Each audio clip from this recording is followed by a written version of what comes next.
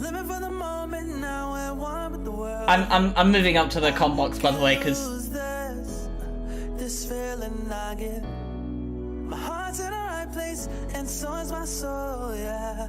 I won't take no excuses for it. I want it, love it, need it, live it. I feel like something's missing when I do not have it. I feel it in my bones, gotta find my space.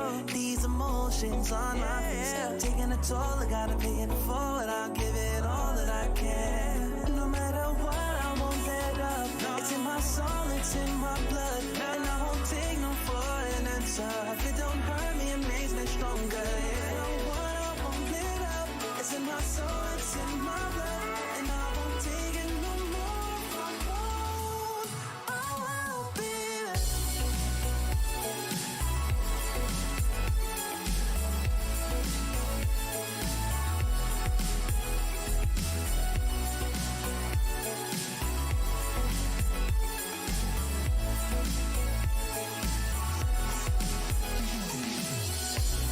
Just leave it to me. I know what I need. You'll find if you see. And if you believe, you live and you breathe, you'll find the key. Lifting me, lifting you. Can't go alone, let's do by two. Doing this together, it's me by you. All through the night, all through the night. This is me, this is you. When we get together, we can all pull through. I don't ever wanna stop this groove. Let's get it right. Take it to the Lord, then take it to the grave. Listen to the wise man, tell me what to say. Listen to your heartbeat like it still bleed. A little bit of hope, yeah, it's what we still need. Say a little prayer for the moment. Give what you got, just go in. Can't hold you back if you own it. Live your life like a chosen. No matter what, I won't let up. It's in my soul, it's in my blood, and I won't take no for an answer. If it don't hurt me, it makes me stronger. You know what, I won't let up. It's in my soul, it's in my blood, and I won't take it no more. I will be there. Just leave it to me. I know what I need. You'll find if you see. And if you believe, you live and you breathe, you'll find the key. Know what I need, I know what I need.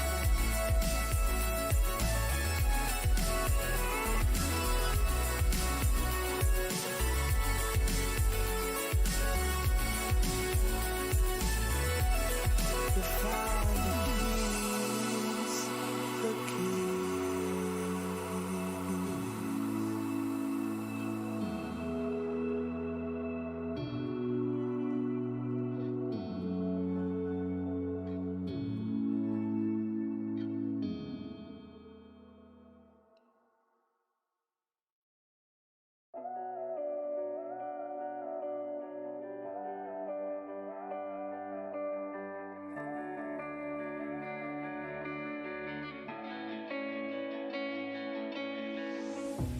Chasing love in an empty bar.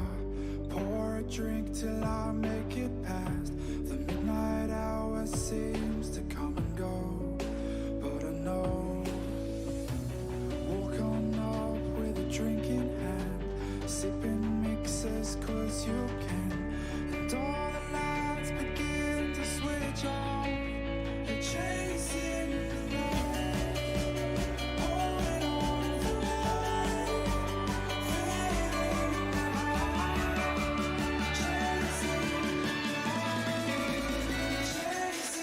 the night,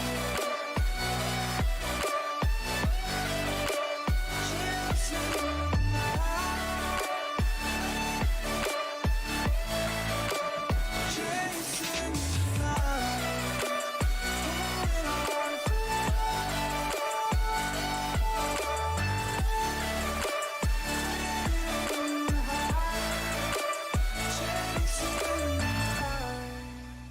holding on for life, feeding the high, chasing the night, chasing the night. Hotel rooms and city squares, champagne bottles, drum and snare. The sights and cities seem to fall away when you stay. Locked in love for a night or two, losing sleep just to get off you. Day to day you wanna stay out, you're chasing the night,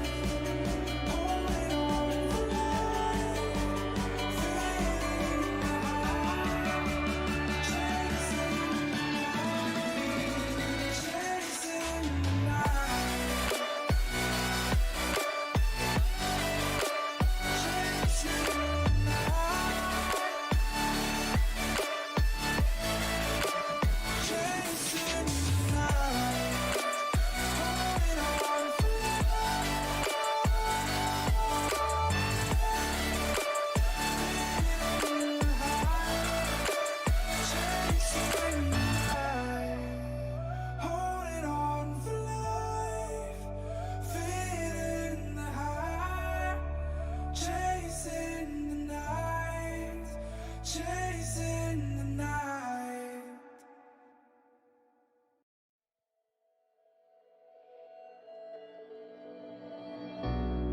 We're living for the moment now, we're one with the world. I can't lose this feeling I get. My heart's in the right place, and so is my soul, yeah. I won't take no excuses for it. I want it, love it, need it, live it. I feel like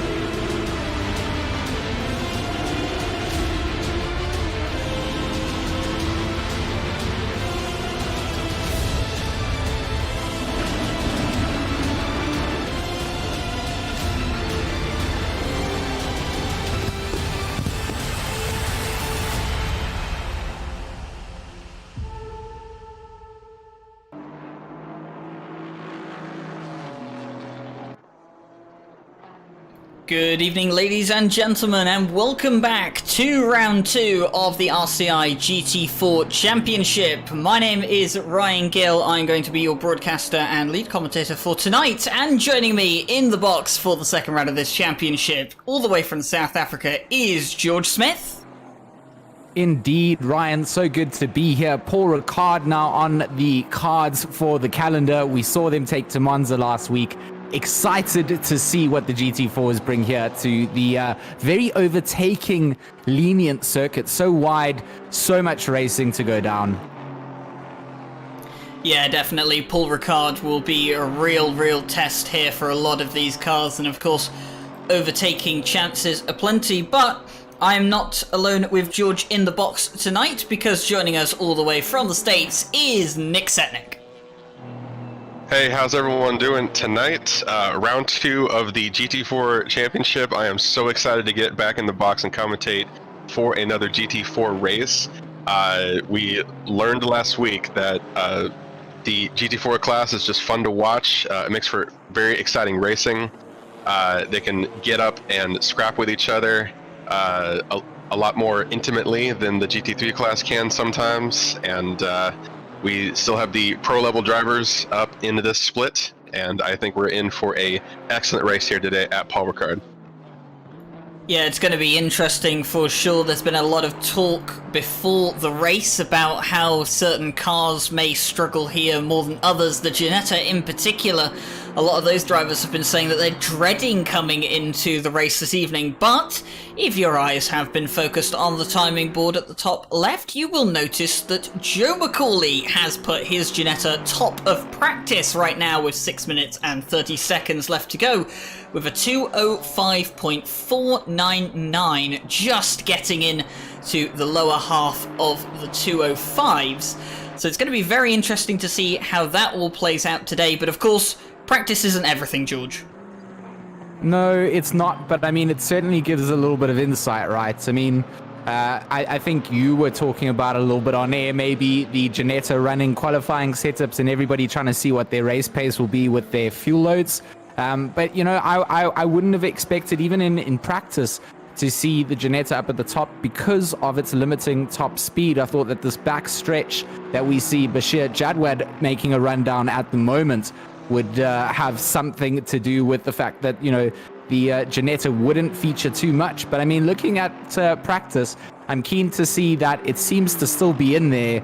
You did allude to the fact that it doesn't really mean too much, so going over to qualifying, we'll have to see if the same sort of pace gets brought over as we switch to last week's winner, Tingo van der Velde in the AMG GT4. Number 66, currently sitting 13th in practice, but with 5 minutes left to go before we go to qualifying, I think these guys are all just kind of trying to dial in their best setups for the race conditions here today. Nick? Do you have any info for us on the track temperature, etc.? Yes. So the ambient is going to be a modest 28 Celsius. Translates to the track at currently 35. I believe that should be about what it is for race time. Race time will take place at 10 a.m. With practice being a little bit later than that, or sorry, earlier than that at 9 a.m. So it'll be a little bit cooler for qualify. But race will be at 10 a.m., so just be a hair cooler than it is currently in practice. So a nice early morning start for all of these guys in the GT4 cars today. And of course, as you look down the field, one of the things that you will notice is that the BMW's really not pulling their weight so far in practice, but as we did allude to, practice only shows you so much of the true potential of these cars. And it's going to be interesting to see how the rest of the field do. Tinko van der Velde, last week's winner. Well, he's ditched the safety car livery, the all-silver look that he had, and he's gone for this very nice white and kind of lime green tones to it with the black elements as well. Very nice, but he's currently 7/10 off the pace in practice. We have just under 4 minutes left to go, but look at the names we have here tonight. We kind of covered it a week ago at Monza, but my word, the names just keep on going, don't they? Kilian Ryan Meenan, Ismail Lebrecht, Jason Webb, of course, had a very good race along with Bashir Jadwat. Both of those two South Africans rounding out the podium in Monza. Michael Tauscher, Makowski is here, Darren King, Billy Octane. Oh, the list goes on, George. It really does. It doesn't stop, and it's just incredible talent all down at the totem pole, as we can see. And you know what? It all translates to good racing. We saw it at Monza, and I really have high expectations for the race here. The driving talent in the vehicles is something to talk about, and of course they give each other that space on track that lets them really push the limits but still maintain fair freedom to do what they need to do. So with 3 minutes until we go to qualifying, I really am keen to see, like you said, Ryan, the BMW is not really putting out too much. We know they've got a massive top end on them. So again, maybe just sort of sandbagging a little bit during practice. I would love to see some of that going down as well.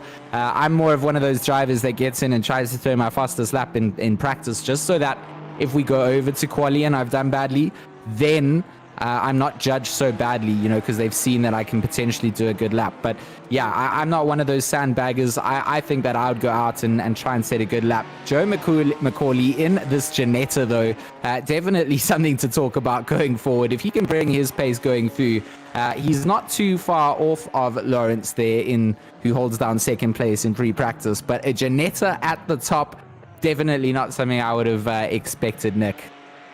Yeah, absolutely. I think Macaulay might be doing a little bit of psychological warfare, setting those blazing times. Actually, Jardia just took it from him with a 2:05.14. I've been watching Jardia a little bit on my screen, and he's been fighting for that pace, and he finally set one. So I believe we're getting a classic Jardia smile from ear to ear now that he's beat out Macaulay in free practice. But yeah, I mean, the lone Ginetta on the list, I actually just double checked it again. I believe that is the only Ginetta we currently have on the track today.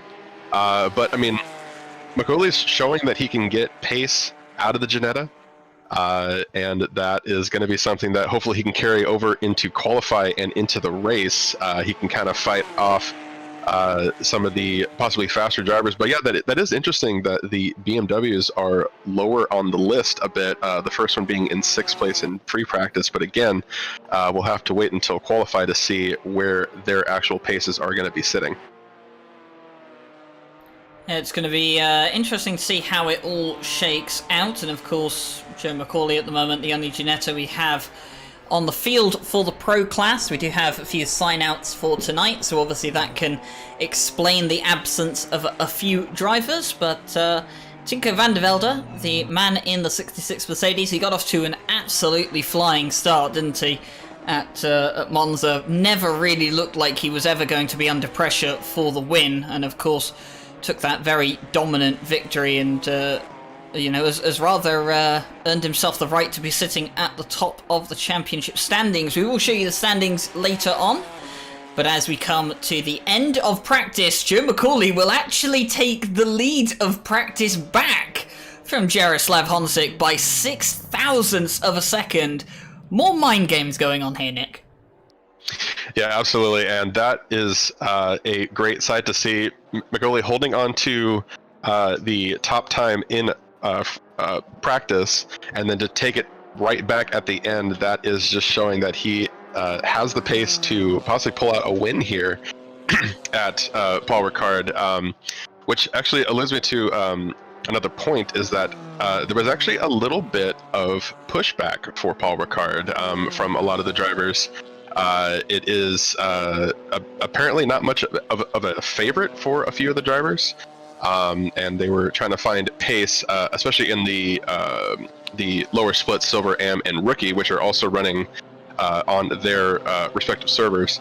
But yeah, I mean, a lot of people trying to find the pace on Paul Ricard. It's a track that doesn't get as much love as some other tracks in ACC, so it's also interesting to see what pace they can pull out on a possibly less than favorable track choice. Yeah, it's definitely a talking point amongst sim racers, old Paul Ricard. I think from a driver's point of view, they've got a fair point. It's relatively flat, and the sort of lines all around the circuit are not really pretty to look at. I think even from a commentary point of view, it's not the greatest circuit to look at, but from a racing standpoint, phenomenal racing on track. I sort of said the width of the track, allowing cars to go side by side, the sort of sweeping nature of a lot of the corners means that the drivers can really battle it out. We're going over to qualifying, 15 minutes for these guys to set a lap time here to see where they're going to start their hour-long round 2 race here for the GT4 championship at RCI. Out on track, leading the way, Jason Webb, not wasting any time, does not want to be held out or held up by traffic in front. The number 45 South African drift champion makes his way out onto the circuit to start his outlap for this 15 minutes of qualifying. Yeah, and of course Jason Webb will be looking to get another good result to add to the podium that he did manage to pick up at Monza. The Mercedes hoping to have a very good performance here as well, but the Alpine is looking fairly strong here as well, it has to be said.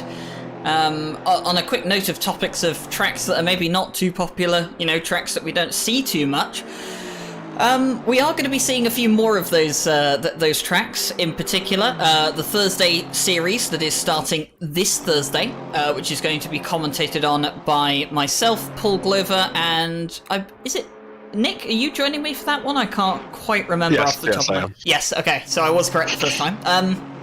Yeah, we're going to Misano for the first race of the multi-class championship, and we also have Zolder on the calendar as well. So 2 tracks that really don't get enough love, in my opinion, because I think they are both fantastic circuits, especially Zolder. We'll be heading to those with multi-class racing, so that's GT3s and GT4s. That starts this Thursday, 7:30 PM BST, so make sure you tune in on Thursday for the start of that one. And as we get towards the end of the outlap here for Jason Webb, we can jump on board with the Mercedes of the South African. He is going to go through the final corner, Virage DuPont, and on to the main, well, the start-finish straight, not the main straight, but onto the start-finish straight. He will run all the way down to S. de la Verria for the first section of the circuit. Very tight and twisty here for the first part of the track. Early braking point in for the Mercedes. Very nice on the curbs as well, not taking too much curb. Track limits, a very big point around this circuit. So easy to pick up track cuts and earn yourself a drive-through penalty. We've seen it loads of times before. Into Hotel, and then he's going to line the car up for Ducamp. And of course, this is a very tricky corner. Have to take the apexes really, really well, get as much of a run on to the Mistral straight as possible. This straight is incredibly long in the likes of an F1 car and a prototype, even a GT3 car. In these GT4 cars, it takes an absolute eternity. You can see he's in 5th gear before he's even got anywhere near the chicane that the GT4s would usually be taking under real-world circumstances. Now he hits the chicane, he's in 6th gear, he's topping out 6th gear already. The car hitting 258, 259, 260 kilometers per hour. He gets towards Cygnus, and now we fly right in, shifting down 2 gears here. How wide will he go? Not too wide, actually, keeping it very modest and within the lines here. Busset, this is a very difficult corner to get right as well. Very, very long right-hander, but now he will come up towards Virage Bendor. Another tricky one. This corner is way tighter than you initially give it credit for the first time you come around here. You really have to get the car straight coming out of it. Through Garlaban we come, and he will come up towards Virage Latour and DuPont to finish the lap. This corner as well, deceivingly sharp. And then very nice there, and as he comes through the final corner, Jason Webb will set the first lap of the qualifying session here today. He will come up towards the line, and as he does, it is going to be a 205.745 for the South African. He is almost immediately topped by the other South African, Jadwad, who goes and does a 205.019, and then Sundstrom tops them in his Chevy Camaro with a 205.019 dead. Lawrence shifts himself up into second with a 205.193, as we see Jardia slots himself up to second with a 205.028 as well. So the leaderboard is starting to heat up. Samuel Ratz, he's jumped up into 4th place in that KTM crossbow, and the order will change up like this for the next 10 minutes. It's going to be absolutely incredible. Yeah, the 205.019 set by Sundstrom, that is about what we were seeing in practice. I'm curious to see what our lone Ginetta racer is going to place when he comes around. Should be setting his time pretty soon here. But yeah, I mean, like that's looking about the solid times. Actually, another Camaro is going to take first place again. This is a 204.932 from Martin Lawrence in the second Camaro at the top, which is really great to see. The Camaros at Monza were holding on to like the bottom of the top 10, if I'm not mistaken. So, you know, those kind of times are very impressive from the Camaro. Actually, this is Makula coming across the line with a 205.235. That's going to put him in to 5th place currently. So the Ginetta only 0.3 of a second off of pole so far, but with everyone only having put 1 lap on the board, there is still pace to find. Like you said though, Nick, surprised to see the Camaros up there especially considering the fact that they weren't doing too well in practice, but practice is only half the story. We've said this so many times before, and Wolf Matuszka has now put his pink Audi at the top with a 2:04.755. Wolf Matuszka with the best of the opening laps of the session, but I'm very, very interested to see how the other guys can respond now. Yeah, that pink Audi with the 204.7, Ryan, incredible pace coming out. So almost a 10th off of Martin Lawrence's Camaro there in second place. So it will be interesting to see if these guys can get even closer to the back of Matuszka, or if they can indeed top his time here. Of course, haven't been able to see all the GT4s put in their top sort of pace laps at the various tracks. So as we go through this series, we start to learn how the drivers manage and what cars do what in certain places. And Ismail Lebrec, the number 67, is going to be the top qualifying McLaren here so far. Holds down 5th place, only 3/10 off from Matuszka's pole sitting time. So time to be found indeed, and is currently 3/10 up. So this is a good time coming out. If Lebrec can hold on to this, he can possibly jump himself up the order here. Let's see what he does. He gets onto the Mistral straights, and of course he's going to pull over. It looks like he may have run too wide, invalidated the lap, and will jump back to the garage as we switch back to Jardier, that number 39 Aston Martin, coming down, holding down 4th position at the moment, down the Mistral straight, coming up to Cygnus. He still has almost 2 days before he gets there, but Jardier is up on his lap time, or he's dead on even with his lap time coming up towards Cygnus. So it'll be interesting to see if he can find a couple of tenths. Yeah, absolutely. Absolutely blazing times being set out here. Wolf Matuszka still holding on to provisional first place currently with that 2:04.755 in the Pepto-Bismol Audi mobile that we have come to expect from Matuszka. Yeah, excellent times being set, but worth noting that Lone Janetta, the number 19, driven by Makuli, he's actually holding on to the fastest times in sectors 1 and 3. So if he can find a little more time in sector 2, that is gonna be pole position for him. I mean, he's holding on to 2 excellent times. He's about a 10th off in both those sectors. So we'll see if he can find that time in sector 2, if he can jump his time up from currently 7th. Nick, I love that you kind of pointed that out, that literally our first 5 qualifying places here, none of which hold down the quickest split time. It will obviously be Lebrec in 6th place, holding down sector 2, and Makuli holding down sectors 1 and 3. So interesting to see that sort of the consistency there is not necessarily the quickest individual split, but getting a good combination of it, and all the way down to 5th. That's when you see the first guy get the quickest split time. So not really something you see too often on a qualifying board, but interesting to point out nonetheless.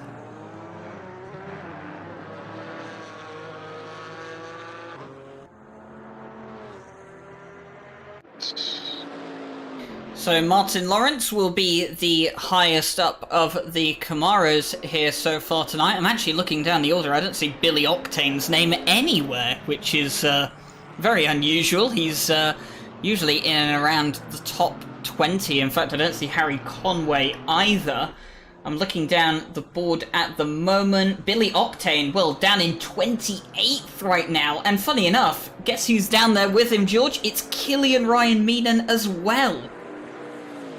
Yeah, definitely not where you would expect them to be. And just in front of him in 27th, Matt Samuel, the UK drift champion. So, yeah, definitely an interesting field. In 26th place, Tinko van der Velde, last week's winner, is in 26th place coming into the start of this grid with only 4 minutes left to go. So I definitely expect a little change up in the championship standings if this is the way that things are going to go. Guys definitely not really, maybe they're not really prepared for the Paul Ricard segment, you know, like Nick sort of alluded to, some of the chats have alluded to, not a driver's favorite circuit, maybe, you know, guys not really putting all their time and effort into it, and it might be where they struggle and lose a couple of championship points in it.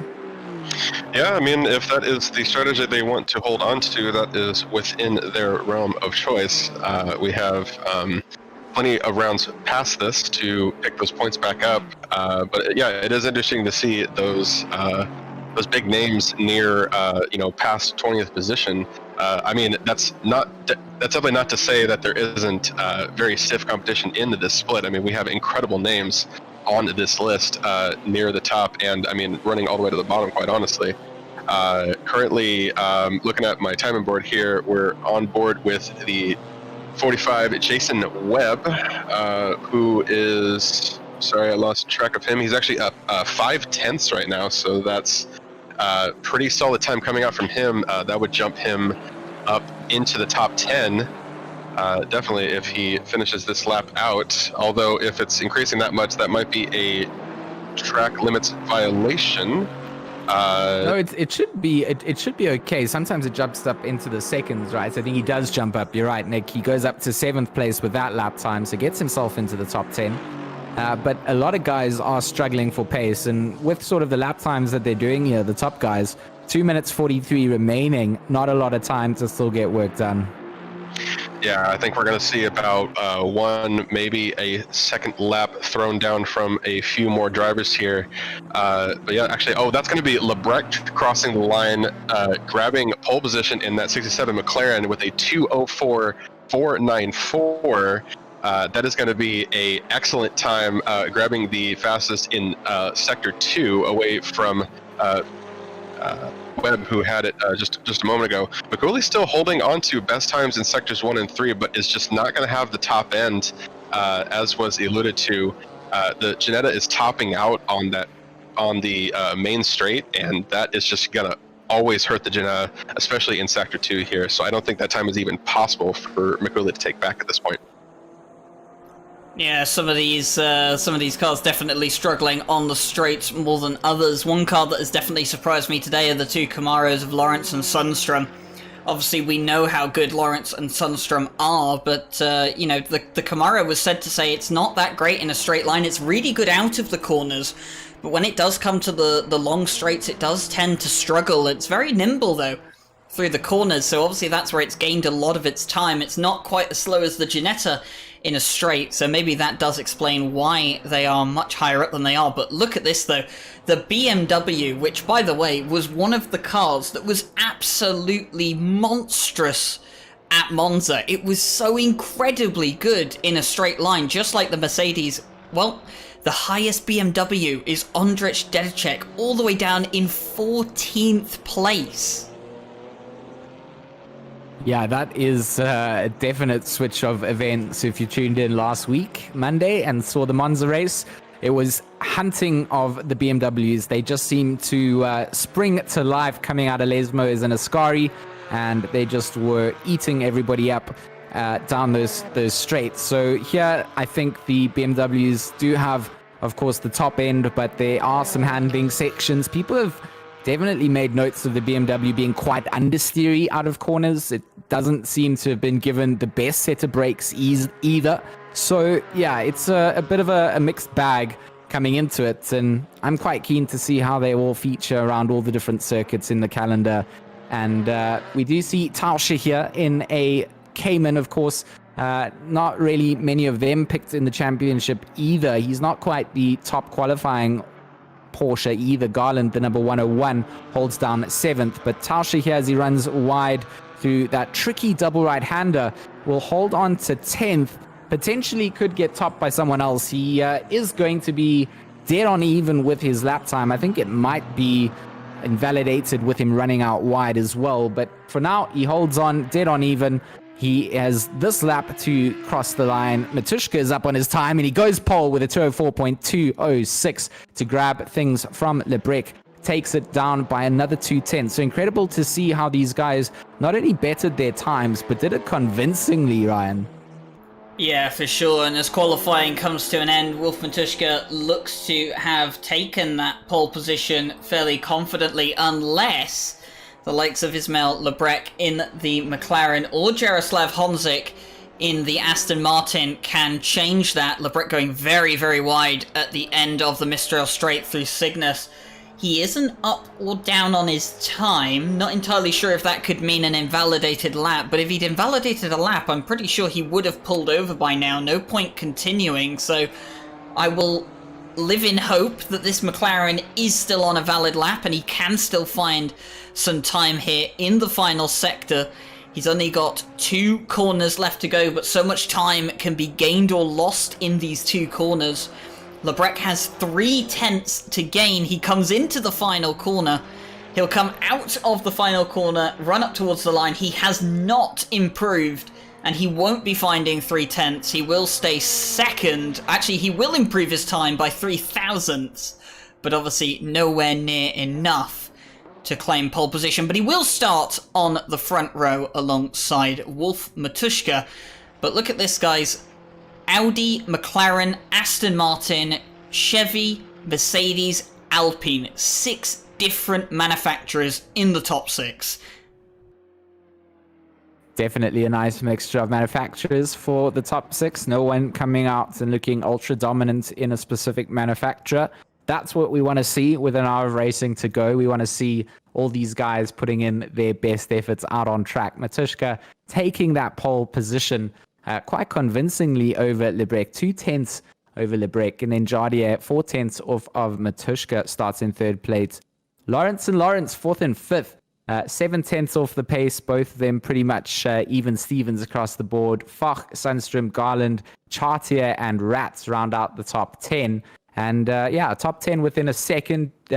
Webb also within that sec, actually down to 12th place, down to Dedicek in the BMW, within a second of each other in quali, and then that mid-pack literally just holds on to each other.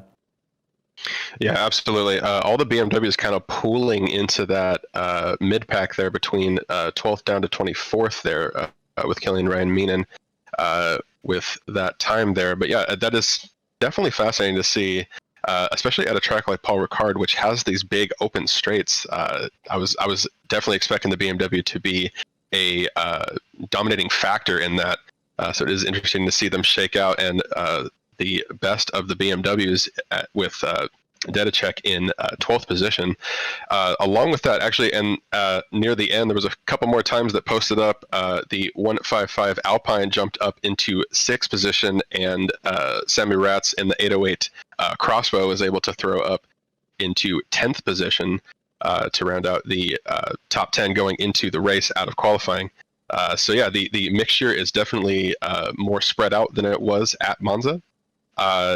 Along with that, our lone Ginetta, Mikuli, has slowly slid down to 15th position and was not able to improve his time. So that is going to be interesting how that shakes out, and sees if he can jump from the mid-pack and possibly work his way up into the top 10.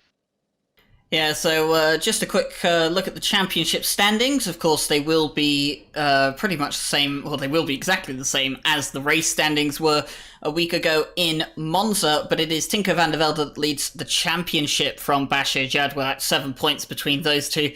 Jason Webb, obviously 3rd, Darren King 4th, Jaroslav Homzik 5th, Krzysztof Makowski, Alexander Guglia, Martin Lawrence, Killian Ryan Meenan, and Ismail Lebrecht rounding out the top 10. But interestingly enough here, the top 3 in the championship, none of them in the top 10 for the start of this race. And in fact, Darren King, who is 4th in the championship, is all the way down in 23rd for qualifying here today as well. So this is going to get very, very interesting coming into the race to see how much the championship standings could move around.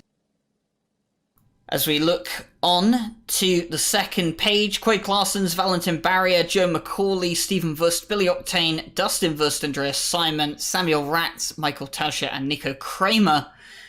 They all very close together in the mid-pack. And of course, it's going to be interesting to see how all that develops over the course of the season as well. Billy Octane, 15th in the championship. He's qualified 18th today. So he's going to be hoping to improve on his position as well. Samuel Ratz has qualified 10th. He's 18th currently in the championship. Looking at the third page, Ondrej Dedicek, who actually put out a relatively good early performance in qualifying, and he is 12th He finished 21st after the first race of the season, so he'll be hoping for a good result here today. And of course, Mikael Sundström, who had a very difficult race a week ago at Monza, he's 7th on the grid. He's going to be looking to make a massive amount of gains this race weekend to bump himself up through the championship. But I will run through the rest of the order now. So, of course, 31st, Mattis Kopf, then it's Kevin Chartier, Jake Boswell, Ricardo Claro, Harry Conway, Adam Tompkins, Wojtek Birgus, Livio Mori, Anthony Foch, William Stephenson. And that will round out the points finishers from last week, and the 10 non-scorers from last week were Andy Boardman, Brock McDood, Cormac Ryan Meenan, Giorgio Cornaccia, Giuseppe Montalbano, Jakob Rostowski, John Doe Germany, I always get that one confused, Marcus Lawrence, who actually, by the way, is 5th in qualifying today, Mark Hennebury, and Alexander Borodai. Excellent stuff, Ryan. The championship format just makes everything more exciting. We've been broadcasting a lot of single events, especially with the release of the GT4 pack a few weeks ago. So it is excellent to see this shaking out to a round 2 of this GT4 series. Honestly, I'm just excited for the entire series as a whole. I mean, this has proved to be exciting racing to watch.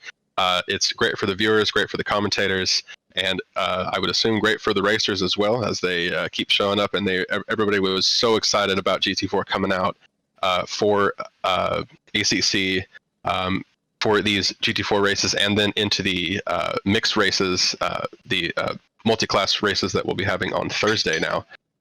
So, I mean, just lots of open opportunities, lots of new exciting things for the drivers to experience, and makes for a lot of exciting racing for the viewers. Yeah, it definitely does. And as we're just under a minute away from the start of the formation lap, Wolf Matuszka will of course lead them away. You might see the little orange bar with a number 1 in it next to all of the drivers' names. If you are new around here and you don't know what that means, well, it means there is one mandatory pit stop that must be served by that driver. Everyone has to do one, and they get the option of taking whatever they like. The only requirement is they must take at least 1 litre of fuel. But of course, if they want to change tyres, they are free to do so.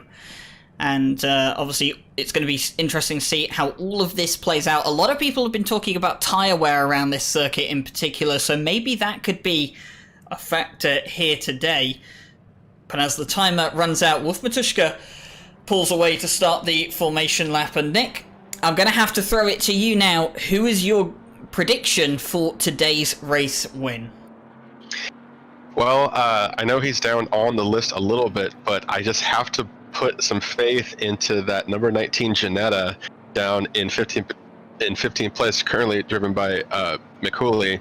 I mean, he was just setting really impressive times. This is a very tough grid to race against. We have a lot of big names here, and Janetta definitely has the cards stacked against it. So I am just maybe not for the win per se, but I would love to see McCauley jump up to the podium.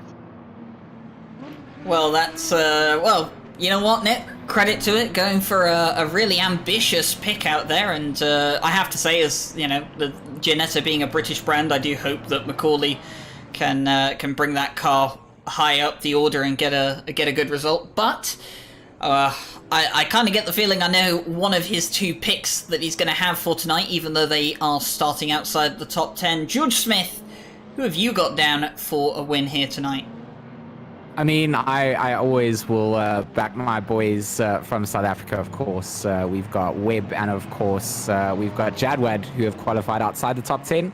But my pick, Ryan, today, I really felt that Jardier had the pace at Monza. Him and Darren King had an unfortunate scene of events, and I'd love to see what that Aston Martin, the number 39 of Jaroslav Hanzik, can do. So starting in 3rd place, he will be my pick, and hopefully not get the commentator's curse. We don't have Jesse Lee here, so we should be good to go. Yes, Jesse Lee not with us here tonight to commentate as Curse, but he will be joining us for one of the races here on Friday. Of course, that will be the third round of the ICGT Pro Championship. Of course, the pros and the AMs are going to be running on Friday. And of course, I'll be joined by Random Call Sign for that one as well. And also, Jesse will be joining Nick and Mike Jones for the first 3 hours of our 6-hour race taking place this Saturday. And of course, I will be joining George Smith and a guest commentator who is currently cannot be named, but we will have a guest commentator for our 6 hours of Barcelona, so he will be joining us for the second half of the race, and we do have some prizes to give away in that race as well. Prizes for the competitors and for the viewers as well, so make sure you do stick around for the 6 hour this weekend. You might be able to win yourself something pretty cool, and of course we will have our sponsor for the event unveiled in due time as well, but I've stalled on my predictions long enough as they're already starting to get into 2x2 formation. I'm going to go with Martin Lawrence. I love the Camaro to bits. He's a really, really good driver. I've got faith in him here today. And as they're into the final sector, they will line up 2x2 here for the start of the race.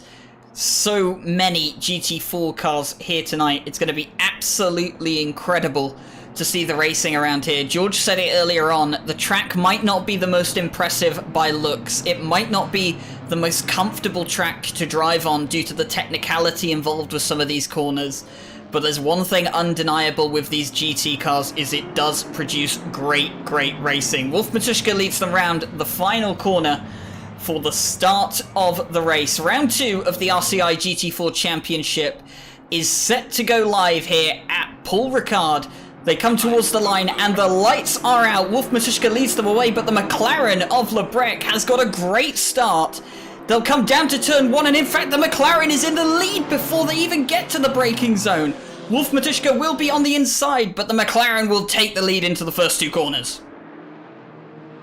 Oh, absolutely incredible start coming out from the McLaren there. Matuszka going to have to settle in for second place. Hanzik and Lawrence also went through side by side as they settled down, coming down into Hotel for the first time. It looks like a comfortable lead coming out from Lebrec in the McLaren. But in the midst of it all, Samuel Ratz is also getting his way through the order. We see that KTM crossbow being chased down by the back end of, I believe that's Jason Webb in the green, in the orange AMG,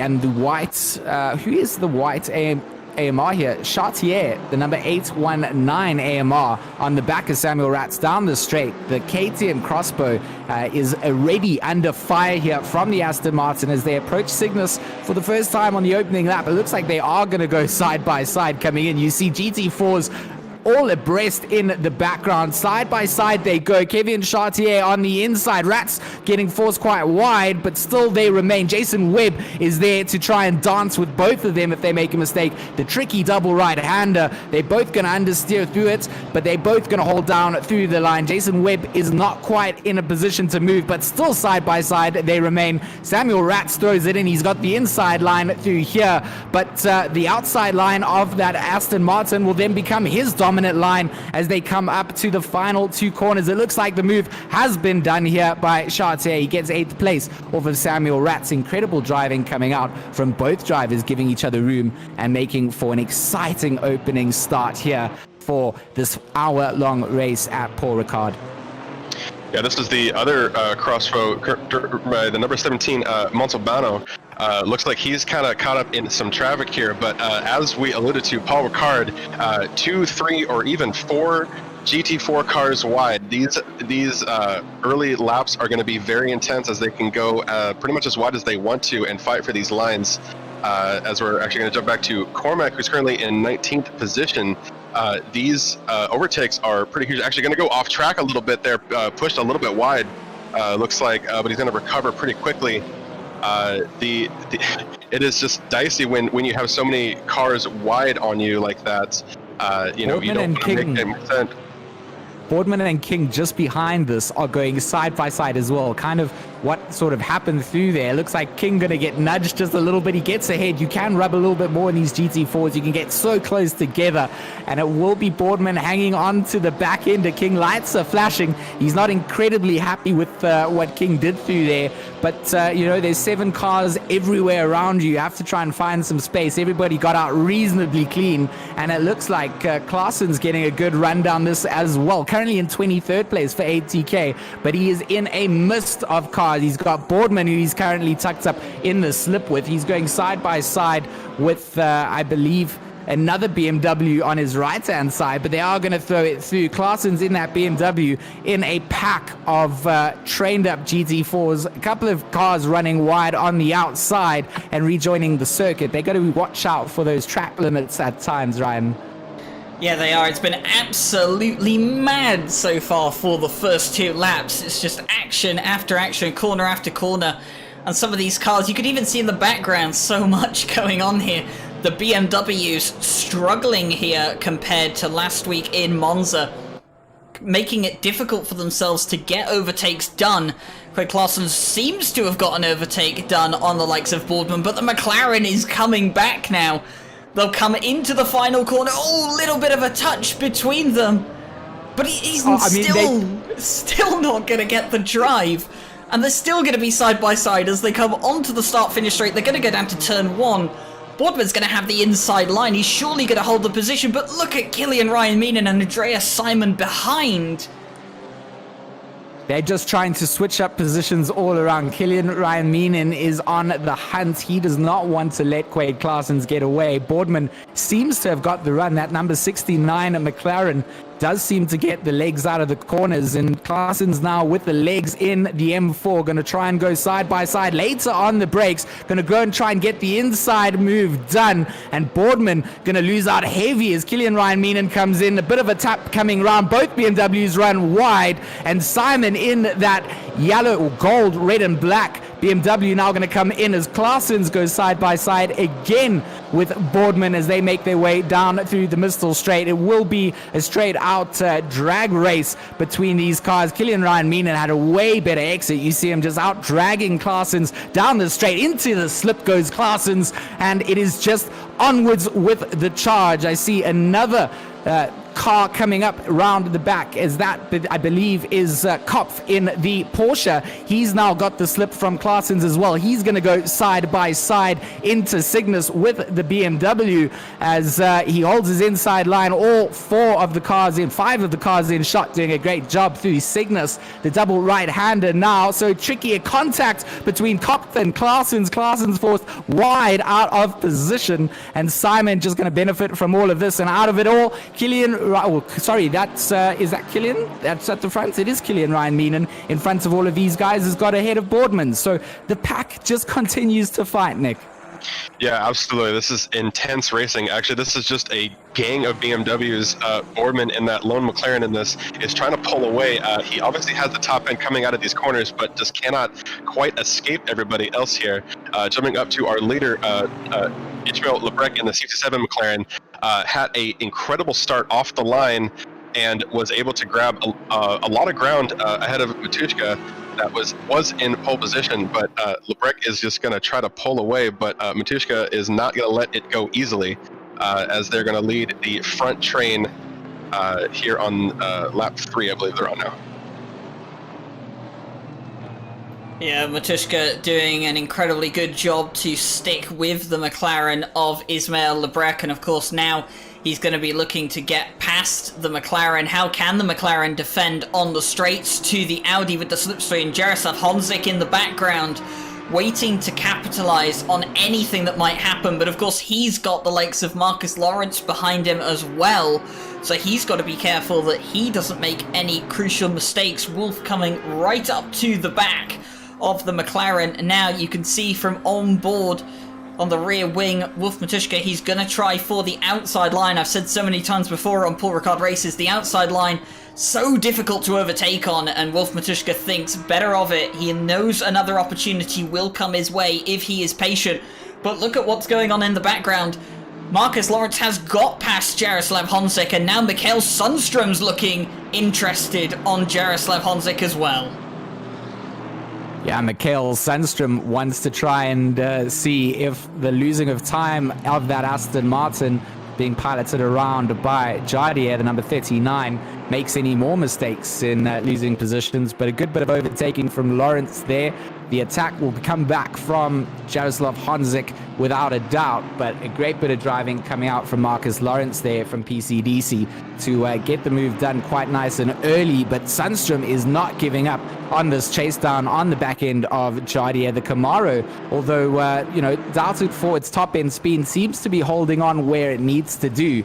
The big almost shoebox-like car driving around on track. We jump on board with Jardier, that number 39 Aston Martin coming through T1. So much curbs can be consumed in the GT4 cars compared to the GT3s, and he is looking for any sort of opening, a chink in the armor of Lawrence, so to say, to see if he can get a move done. But through Hotel, he's not close enough, and he's going to try and see if perhaps that Mistral Straight and the slipstream can get him a little bit closer, I believe. Yeah, absolutely. And in Sector 3 of that lap, big development, Matushka did actually end up grabbing first position away from Lebrec in the McLaren. So that's a huge development as well that we've been watching ahead of them. Honzik kind of slotting himself into fourth position as they are just, instead of side by side, they're kind of just running a train now up the main straight here. To see where this is shaking up. But this is actually the Camaro grabbing some huge top end from behind. Sundstrom looking to gain some ground from Jardier. Had a excellent launch out of the last corner, but Jardier's going to close that door on him just a little bit as the rest of the cars ahead of them are going to shake out just a bit, coming back into Sector 3. Bit of pit stop news for you is that Bashir Jadwat has been into the pit lane and he has served his mandatory pit stop. Not entirely sure if maybe he picked up some damage and felt maybe it's best to pit early, or whether that is just part of his strategy. But it'll be very interesting to see where he comes out much later on in the race. I don't think it's a bad strategy to come in early. We've seen just how competitive the on-track battles are of the guys. We've seen sort of the mid-pack struggling to really get their lap times down to where they wanted to get them. So, jumping into the pits early on whilst everyone else is still fighting out, doing sort of those 207s, 208s, 209s at the start of the race. Not a bad strategy coming out. Jason Webb here, the number 45, under attack from Chartier. Kevin Chartier in the number 45 AMG, Aston Martin, going to be hunting down the orange 45 AMG, and it doesn't quite look like Chartier has the first couple of corners quite dialed in. He does get very close towards the end of the first sector, the third sector, but this opening sector really is where Webb is shining in that AMG. Holds the gap off, and then they close back in. He's, of course, trying to catch up to Foch in that Alpine, the number 155, who is just up the road. And of course, having a car on your back end going to be the way that you have to drive means you have to go defensive. It's hard to try and make progress through. So wants to try and shake off this Aston Martin onto the rear splitter cam as we see there's not a lot of aero that these GT4 cars have. There most certainly is an effect of driving 250 odd k's an hour down a straight. So the aero advantage coming in from the Aston, it closes in, but the inside line being held by Webb wants to force that Aston out wide. Ryan said it before, so hard to go around the outside. Webb will be on the inside. The Aston goes round wide. Side by side they go through Cygnus, but just look how wide that Aston goes, and he loses a lot of time having to cut back in, and that's only going to benefit Dedicek in that number 48 BMW as they go through the double right-hander. He, of course, is going to be waiting for more of those sort of mistakes from the Aston Martin, and that will only benefit this 45. If they start to fight up, he can maybe start to make some progress. Yeah, absolutely. And just up ahead of them just a little bit, I've been watching Sundstrom. He's been on the attack, currently behind Samuel Ratz, but he actually made a few pretty big mistakes in that last lap, going very wide at both ends of the circuit, losing out to Andrade, who is up in 4th with Semirats just ahead of him. But the Camaro is showing that it's got a ton of top end down these straights. And that is going to be an interesting development. As actually he's going to go for another pass right here around Semirats, going to try to take the inside, a little bit of a dive, a little bit of contact, and that is going to shake out where Semirats is actually going to win that out, even with the contact. And looks like the 155 Alpine is actually going to take the inside around the next corner, and Sundstrom might be losing out to that as well. That aggression is somewhat paying off, but there's been a lot of contact. Actually going to push the Alpine away again, try to fight that position back. The Camaro is here to fight. I mean, that's just created so much space here for Jason Webb as well. He's going to go alongside Mikael Sundstrom as well. So lots of positions being lost by the number 899 Camaro here. And yeah, we always seem to see the Alpine and the Camaro on the same segments of track.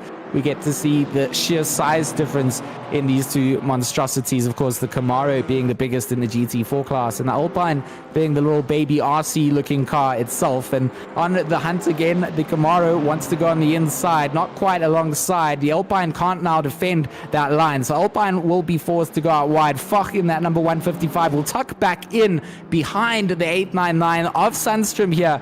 The Camaro has got work done, but Jason Webb in the background here, going side by side with Chartier. He has to hold off. The cutback comes in from Chartier. The 819 Aston Martin with a beautiful bit of driving through the double right-hander has got the move done. Open things up to Datacek as well to come and enter this arena, as Guglia is also there in that other BMW, the number 40, Guglia in the 18, Datacek in the 48. So I believe that oh no, sorry, I got completely confused. Datacek has actually lost out there to Guglia, who's got through. Jason Webb runs into the back of Guglia as, on the inside now goes Jason Webb. Datacek on the outside with the run. BMW's side by side ride. This race has not let up. We're 15 minutes, we've hit the 45-minute mark into the race, and 15 minutes down, 45 to go. If the next 45 are going to be anything like the first 15, we're all going to be out of breath well before the halfway point of this race.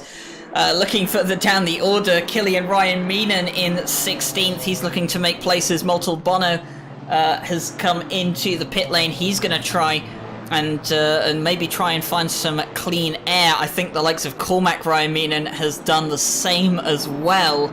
But like you were saying, George, just some little scrapes here between each one of these cars, and they're losing time, especially when it comes to the straight. And of course, that's just allowing for such close racing. We do have live stewarding here today.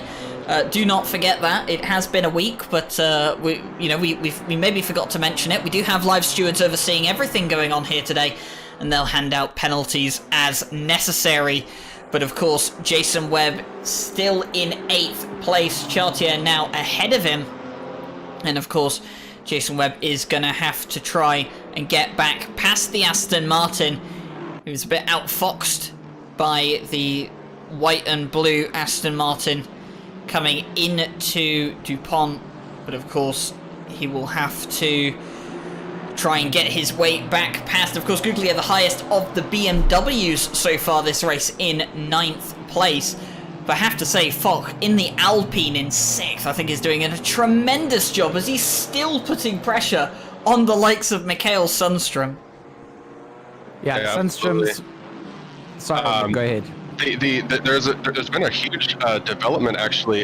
Ishmael Lebrec has retired from the race. From the last lap, he went off course and must have taken some damage and has actually pulled out of the race. Did not catch what caused that or what happened, but that is what it is currently. Otherwise, in penalties, our last week's winner, Van der Velde, has actually received a 5-second time penalty.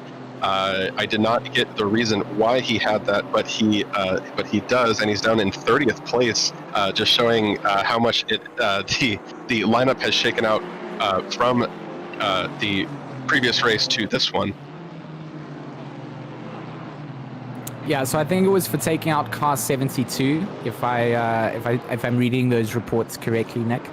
So I might not be reading it correctly either. No. So, Yeah, sorry, that was just added. So yes, so that is a tech out on 72, which is the 72 Alpine of Barrier, who is actually also, I believe, just about. No, he's still in the race, but he's at the bottom of the list. So that is going to be a bit of a hit from him. So, bad Absolutely. news for the likes of the championship leader down in 30th place, and of course now with a 5-second penalty to his name. Jan Matthias has actually got a drive-through penalty. I have not seen anything come through on the stewarding report for that just yet, as Joe McCauley just gets past Tinko van der Velde. They're down in 30th place. The Janetta not doing too well here. Actually, well, they have come in for their mandatory pit stop, so that explains why they're so far down the order. And of course, maybe looking to get some clear air and gain the time at the end of the race when everyone has lost time through battling out throughout the race. But Tinko van der Velde will carry that 5-second penalty. Not great news for the championship leader. And of course, he is currently, in theory, supposed to be battling with the likes of Jason Webb and Bashir Jadwa. Bashir Jadwa has also come into the pit lane earlier on. He's running 26th at the moment. yeah, I think it's a little bit of a dependence on where you started situation. I think those guys that went in ultra early were in those mid-pack battles. I mean, we were caught up in the commentary booth just trying to follow everything on track. Guys were side by side almost everywhere for the first couple of laps, and those bleeding of lap times really played into the pit stop strategies of the guys wanting to go in early. I think, if you got out in the top 10, you got onto track and you started bashing out the lap times that you wanted to sort of get into, then you didn't have to really worry too much about the early pit stop strategy. You could really sort of play it out to yourself. So I think some of the mid-pack guys going in early really are going to throw a spanner into the works. Guys that stayed out on track potentially going to be the biggest losers overall as we switch back to the battle for 17th and 18th and 19th, as Borodai is on the back end of Quaid Claassens, that middle red and black BMW, chasing down the Camaro of Billy Octane, the number 333. All three of these guys also haven't pitted. Most of this order hasn't, all the way down to 23rd place, so all still out without going in for their mandatory stops. And if you missed that mandatory stop requirement, it was merely that you go in and put in a minimum of a liter of fuel. So you don't have to change tires, and you just have to throw in 1 liter of fuel. So you could set your fuel strategy as well. There's obviously no set time for that pit stop with the fueling. You can have that set.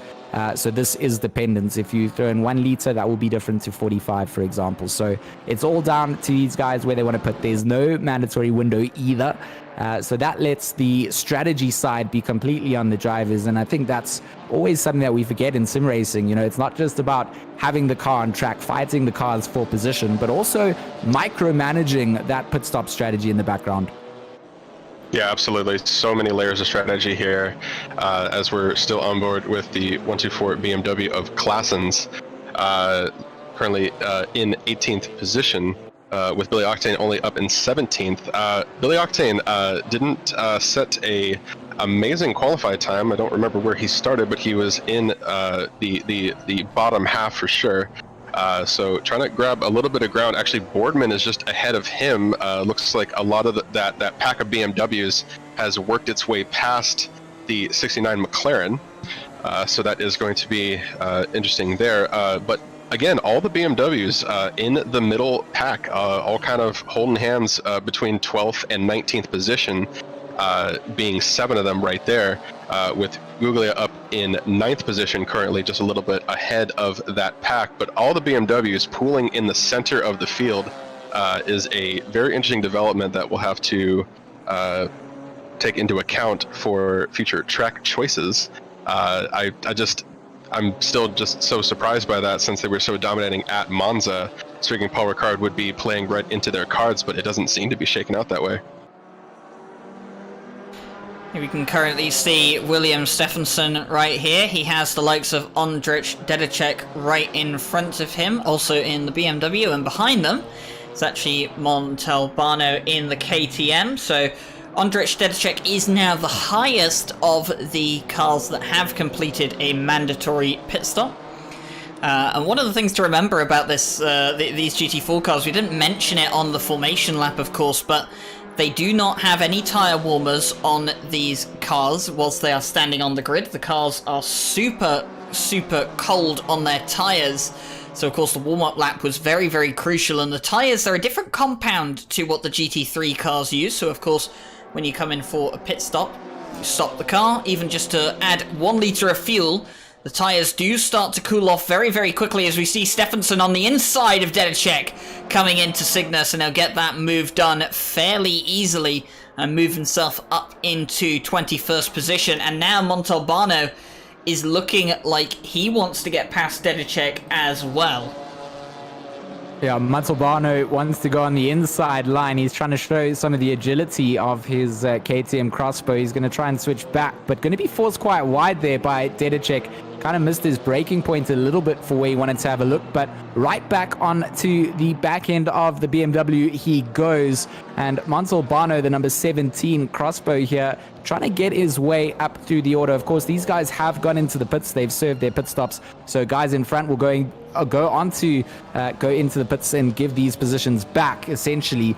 But you still want to battle out with guys that are on the same strategy as you. And both cars in front of Montalbano are exactly that. So racing here for True Racing in his KTM, of course, losing out a little bit on the exit of the final corner, but down to T1, tries to go a little bit later on the brakes, needs to try and make up those small little hundredths and tenths on every single apex to try and close back down, or just wait for Stevenson and Dedicek to start to sort of battle, because if Stevenson has to go into defensive, it means that Dedicek has to change up his lines as well, and Montalbano will know this, so he's in a great place being that third car in the train to just wait and see what these guys do. They're going to come down onto Mistral, all about managing that speed, carrying the speed down through the apexes, and it looks like Montalbano doing quite a good job to do so. So we'll sit in the slipstream here and enjoy his sundowners down the straight. Yeah, absolutely. Trying to get some air off of those BMWs ahead of them, but they are pulling away from them. The BMW is showing their superior top end to the likes of the Crossbow, which is another model that we have a couple of in the championship. Wasn't overly impressive at Monza last week, so it's interesting to see them shaken out here. With Samarat's actually up in 4th position in his Crossbow, so showing a more of a mix up at the top there. Jumping on board with Jason Webb, who is still trying to get ahead of Googlia, who's going to try to take the inside corner, get a little bit. Actually, that's a huge contact on to Webb. Googlia actually losing out there quite a bit of ground. With Chardier trying to grab a little bit of an advantage there, but it's actually still going to have the top end somehow, even after that contact, to take the outside. Is going to try to swing in front, is going to take it from Webb there. That is going to be a huge fast after that contact back there a few turns ago, and is going to take the lead here. Jason Webb not happy about that, trying to fight back for the position, and we'll see how that shakes out on the main straight here. Mikowski in that little Alpine slides past Chartier as well. So, I mean, just getting in on the action himself. Going to be tucked up behind the big slip of the AMG in front. The little Alpine looks, again, quite miniaturized here. He's a couple of car lengths off. Jason Webb going to look like he's going to go quite defensive. Wants to stay towards that inside line. Wants to be able to choose to stay inside if he needs to. But, of course, wants to be able to apex the corner from the outside and carry as much speed as he can. But the Alpine, a little bit of a cheeky outside fake, trying to throw Webb off of his game, and he's going to gain a lot of time coming through the back end of Cygnus. That little Alpine hanging on to the back, but Webb's done a great job to catch up to Googlia as well. The number 18 BMW runs very wide through the double right-hander. On the inside, Jason Webb, the number 45, goes, and Mikowski will just sort of use the battering ram of Webb to try and get through, but the attack coming back in from Googlia, he's there, but he's understeered out. He's missed his braking points, and the 111 Alpine slots himself back through. Great bit of driving coming out from Webb, great bit of driving coming out from Mikowski, and Googlia loses out big time. Yeah, so Mikowski just capitalizing on, you know, advantageous positions, and actually Jason Webb is going to come into the pit lane now, so Mikowski will move up an extra position. And of course, the highest of the top 3 in the championship so far in this race, he will come in and serve his stop. Interesting to see him deciding to come in now once he got past... No, Ryan, his engineers whispered into his ear that he's losing time battling to the cars for position, and that he needs to go in, do his pit stop, let these guys carry on fighting it out on track. Things are getting a bit hair-raising. You could lose the car entirely. So go in, come back out, let these guys fight. I think it's a call from the engineer side. I'll trust your judgment on it, George, because you know the South African sim racing scene and how seriously they take it a lot better than I do. But interesting note, Michael Tauscher in the 16 Cayman, he has received a drive-through penalty for track limits. He's running 10th at the moment. That is going to hurt significantly. He is going to drop well down the order, especially considering the fact he has not served his mandatory pit stop yet. Actually, another penalty that just came through, car number 38, Darren King, has received is going to receive a 5-second penalty for consistent contact on car 6-9, which is Boardman. So the stewards were showing that they're okay with some Rubbins racing, but a few too many contacts for their taste. So that's going to be a 5-second penalty coming down for Darren King, who is currently in 11th place. Yeah, and we can see that 5-second penalty being added on right now. He's running 11th at the moment, and of course Andreas Simon is going to be grinning now that he sees that 5-second penalty on the car in front of him. We're looking from the back of Guglia's number 18 BMW M4 GT4 to the Aston Martin of Chartier, getting all over the back of the BMW, maybe a slight touch there as well. And actually the BMW is going to come into the pit lane, George. Yeah, everybody just sort of deciding that a little bit too much going out on track at the moment. 30 minutes of racing to go, feeling the pressure coming out. And Chartier's kind of got what he's wanted out of that situation. The cars that he was fighting for on track have kind of all gone into the pits. So it kind of works out to his pit strategy now himself, right? Because he's not necessarily having to go in, and he's sort of had that free air created for himself. So what about capitalizing on it? Looking at Darren King in 9th place with that 5-second penalty that Nick's just updated us on. He's got Simon in that BMW, the number 162, within half a second behind him. So, you know, if the race was to finish now, Darren King would lose the position all the way down to, I believe, probably Guglia as well. Killian Ryan Meeman is dead on 5 seconds back as well. So Samuel Ratz now side by side. He's going to go with Jardier here, that number 39 on the outside. Samuel Ratz in the Dayglow KTM Crossbow, the highest representing KTM on circuit. We saw him doing it at Monza as well. It was certainly great to see a mixture of the manufacturers up at the front. And Samuel Ratz, no disappointment here, and trying to give some pressure on. A little bit of oversteer coming out, and he corrects the back end just in time, but loses a couple of car lengths to Jardier. Needs to now find that time again before he can be in sort of an attack position. Yeah, looks like he's just going to shake out there. But yeah, Ontig and Ratz, both excellent drivers. I'm excited to see what happens of this particular battle. Ratz trying to show actually a lot of pace in these big sweeping turns. So I'm curious how that will shake out to the straightaway when they get launched, as that is the biggest battle in Paul Ricard. If you know, in my opinion, is trying to get the launch on there, and you can see Hanzik is actually trying to pull away by a decent amount. So again, the launch is what you have to aim for, but the KTM is very nimble, trying to you know, grab the apexes here a little bit tighter and see if that's going to give him the advantage to take that position, and that would put him in 3rd place. I don't mean to cut in here, Nick, but Jason Webb has received a drive-through penalty. I'm assuming that is for track limits. I have no further update from the stewarding box at the moment, so I am willing to bet that that is track limit related. And of course that's going to be... I can tell you, Ryan. Oh, can you, George? You, Ryan.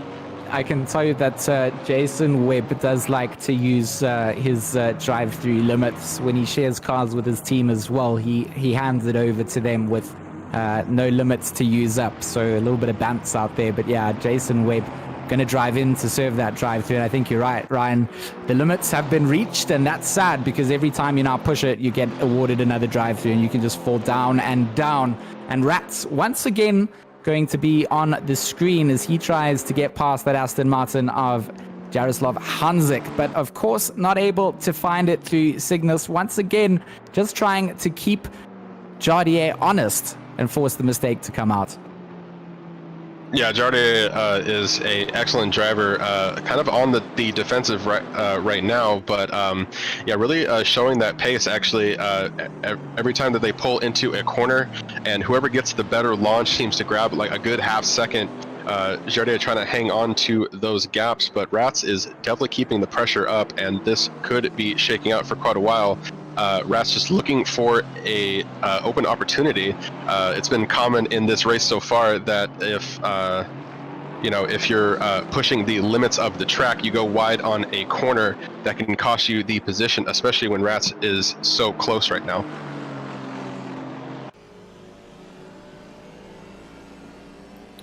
So, of course, with Jason Webb picking up that drive-through penalty, that of course means that Tinko van der Velde, Jason Webb and Bashir Jadwat, all three of the podium finishers from last week's race at Monza, not having a great time out here today. It looks like we're going to see three completely different people on the podium here. Currently, Wolf Matuszka leading the way, 2.7 seconds clear of Marcus Lawrence in the Mercedes.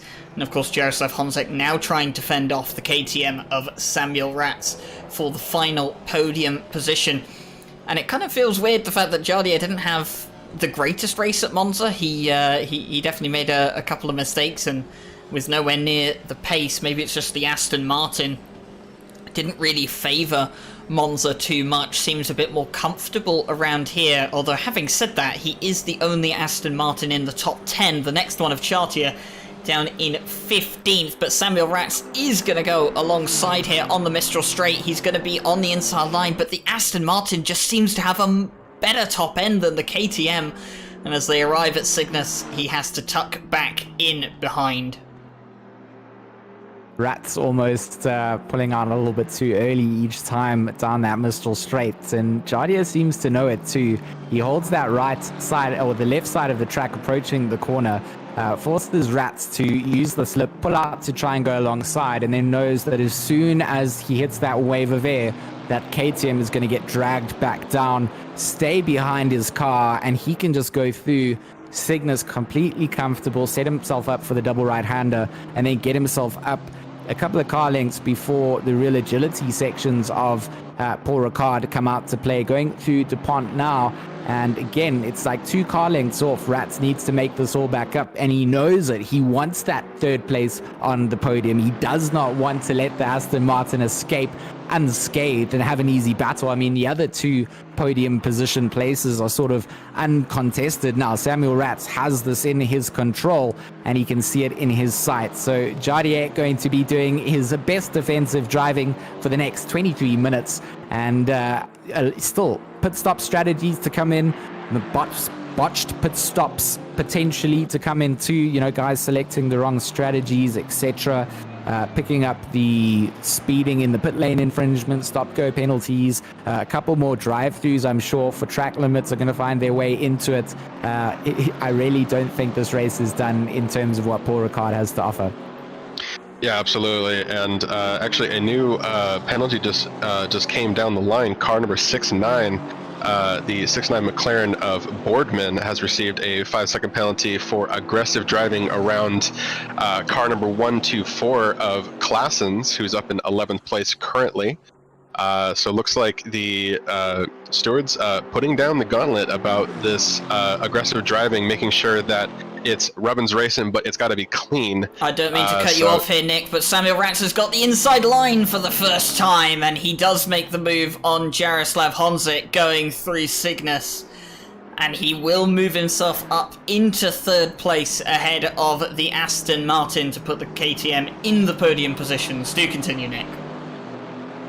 Yeah, definitely. Jardier not going to be happy about that, but he does seem to have the pace to kind of shake Samarats up a little bit. Interesting to see how they are going to change positions here with Jarde on the attack. From previous experience, he is excellent on the attack. With Samarats seemed to jump the gun on the slipstream a few times, and that cost him a few laps here. But Samarats trying to grab as much ground as he can, because he knows that pulling out onto the straight is what is going to help him here. Actually had an excellent launch out of there to give himself some breathing room, at least, after fighting that battle off for the last several laps. Just a quick update for you. Killian Ryan Meenan has received a drive-through penalty for track limits. He's the 10th placed BMW number 23. And actually, something I did notice, look at the train of BMWs from 8th all the way down to 16th. So I think we've clearly found where the BMWs fit into all of this. Yeah, we were looking for trends, right? You're looking for a trend, well, there's a trend. Definitely a sore thumb anomaly as the mid-pack dominated by those BMWs. Definitely interesting to see. Not something I would have expected. The top end of them I thought would have played a little bit more out, especially the way that the chat logs on things have sort of been going. Again, not too much experience with driving these cars and not too much experience with getting to commentate on them because of how new the content is, and the patch notes and things will develop and the developers will make changes. As we switch back to Bashir Jadwad, at number 83 for ATK Racing, of course, the Mercedes has gone into the pits. He went into the pits relatively early.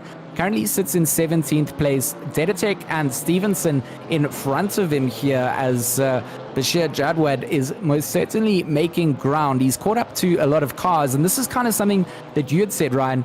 If you do your pit stops, you can't get caught up in a bunch of cars, and you can't get caught up beyond where your pace should have been. And Jadwad needs to be careful that he doesn't find himself in that sort of position. He needs to try and make up positions as much as he can. Yeah, he did pit early in the hopes of obviously gaining loads of time with everyone battling, but unfortunately now he's found himself right behind the likes of Killian Ryan Meenan, who he has served his drive-through penalty, and of course he still needs to serve a mandatory pit stop, so it would be in the best interest of both drivers to not interfere with each other's races. Killian Ryan Meenan will not try and defend, I don't think, from Bashir Jadwat. No, he will allow the Mercedes through. So, of course, smart driving there from both of them to not interfere with each other's race and not slow each other down. Yeah, absolutely. A lot of strategy coming down to how to deal with these drive-throughs, time penalties, and the mandatory pit stop. I mean, we're actually seeing a lot more of that than I would say that we're kind of used to in the Pro Split, at least. Just lots of pushing the boundaries of the track. A lot of track penalty drive-throughs and time penalties currently for aggressive driving.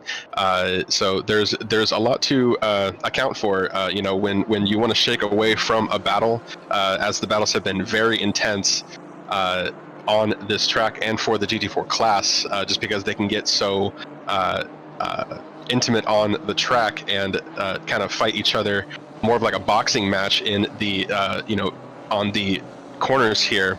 But you do have to be careful. You throw the car off the track, you try to go wide and try to find an opening, as we saw early in the race. Sundstrom especially just fighting the outside lines and just weaving back and forth, but you got to watch the limits of the track. Jadwad here is definitely making time up on the cars in front of him. He's almost half a second quicker on that previous lap than Stevenson was. So you can see that gap closing down. Stevenson and Dedicek, the two first of the train of BMWs for Jadwad to have to get through to get himself up into the top 10. But of course, for now, it will be Stevenson, the first of the enemies to face. The number 83 chases down the 108 BMW, down the Mistral Straight on their way to Cygnus. And of course, only halfway through this Mistral Straight section, a long stretch in the GT4 cars indeed. They don't have the same sort of top end, but it's all good rubbing his racing when it comes to the on-track stuff. So I'll sacrifice a bit of the top end to watch some of that. And Bashir Jadwad here is most certainly making leaps and bounds and closing down that hunt. That double right-hander can be oh so unsettling. You make one bad exit or entry point to it, and you can get severely punished. So right now, Bashir Jadwad, he's on the same pit strategy as the guys in front, so won't have that same ease of access of getting through that he was given by Cormac Ryan Nealon, as he will now have to honestly try and get his way through the pack of BMWs. Yeah, it's going to be difficult now for Bashir Jadwat to gain that time, of course. And obviously, Sean Mumford in the chat asking which are our favourite GT4 cars at this time. Of course, mine is definitely the Camaro. And Nick has obviously put his 2 cents in there, but I'm assuming the Porsche is still your favourite, George. You know, I haven't had too much play around time with all the cars.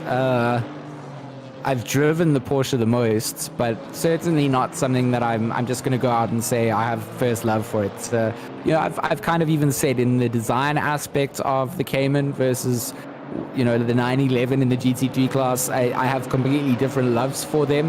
You know, not just completely gonna show my bias towards the Porsches all the time, but yeah, I'm still yet to find an absolute favorite, and I think it will kind of play out over the next couple of weeks. Yeah, absolutely. And I mean, a lot of people were actually really excited about the KTM and the Ginetta, just getting some new makes in here that we didn't have in the GT3 class. But you know, they've been shaken out to be interesting competitors. You know, the Ginetta famously now doesn't quite have the top end as the other cars in the class, especially when compared to the Mercedes and the BMW. But I mean, it's still a fun car to watch. You know, and I think the Ginetta can find a lot of pace on certain tracks. So it'd be interesting to see how it shakes out in later rounds and in other series as we continue in the GT4 class. Still on board with Jadwat, who has a long train of BMWs ahead of him. Looks like more than half of which still have to take their mandatory stops. About 15 minutes left to go in this race. 1 hour race around Paul Ricard. This is round 2 of this particular series. And it'd be interesting to see how this shakes out. A lot of people took their pit stops early. That's been a point of conversation with us, jumping back on board with Vanderveld, who won the first round. McGooley trying to find some ground ahead of him. Actually had an excellent launch out of that last corner. But yeah, interesting to see the 3 podium drivers from Monza all really struggling with Paul Ricard. So the points going into round 3 are going to be very interesting, as things have been kind of flipped on all of them at this point. Yeah, it's going to make a nice mix in the championship. We still see drive-through penalties coming up on the podium here. I saw that obviously Darren King was serving one of his drive-through penalties that he had been awarded. Hasn't gone in to serve his pit stop, holds down 14th place. That all might have changed after his drive-through. It looks like it's updated to say he's in 14th still. But yeah, still has to serve his mandatory stop. Tauscher had to go and serve a drive-through penalty. So 13 minutes to go. This is not where you want to be picking up the drive-through penalties. You do not want to have 0 limits left as well. When you have to defend, you want to be able to, you know, really stick it through. And unfortunately for a lot of these drivers, they seem to have used all of those up. You know, a fair amount of them still have a couple in the bag, but most certainly trying to push the limits indeed. Tingo van der Velde, last week's winner, 17th place, struggling to keep up to the back of Macaulay down the Mistral Straight, as the Ginetta doesn't look like it struggled on top end in that sort of sequence of events. But of course, Van der Velde didn't have the greatest of exits, I don't believe, and didn't quite have the ability to hold on to the back of McCreely. So for now, our current race championship leader, the number 66 on the screen, holds down 17th place with a 5-second time penalty as well. A little bit of insult to injury going to drop him down the board. We see King and Boardman also with 5-second penalties, so bear that in mind. It will change up the positions as we switch back the view to Stevenson. He's doing a great job at holding Jadwad at bay. And of course, he's not making too much progress on getting up to Dedicek in that number 108, sorry, the number 48. It's 108 and 48 BMWs in front of Jadwad, and they've sort of just held their own over the last couple of laps. I mentioned their lap times. Jadwad seemed to be a little bit quicker, but yeah, it's sort of dropped off again, and both BMW drivers just holding their own. Dedicek, of course, the best of all, holding down a top 10 slot. So 11th and 12th going to be wanting to hunt him down, Ryan. Yeah, for sure. And like we said, Bashir Jadwat is the best placed of the podium sitters from a week ago. And of course, if any of them are going to get into the top 10, well, Bashir Jadwat is the most likely. But of course, you know, even with the straight line speed that Mercedes has, you know, compared to these BMWs, he is struggling to get onto the back of them. And of course, that'll play a massive part towards the end result of this race when both of you have, well, you're in two cars with very similar traits, you know, very quick in a straight line, struggle a bit through some of the slow technical sections as Stevenson gets really close to the back of Dedicek. He'll go out wide, actually, and that will allow Bashir Jadwat to catch up ever so slightly. But Dedicek under a bit of pressure now, but he is doing extremely well to keep Stevenson behind. Absolutely, and just a little bit of a development at the front. Wolf Matushka, our current leader, and has been our leader, actually flew off course a little bit, was able to recover, but he did lose a little bit of ground with... currently, Semi Rats is in second, but that was after a few more pit stops had to happen at the top. So we'll see how those shake out. But with jumping back to 10th position with Stevenson, yeah, the Mercedes, which dominated the podium at Monza, is seeming to be struggling behind this train of BMWs, trying to find an opening, but not a lot of aggression out of those cars as we saw early in the race.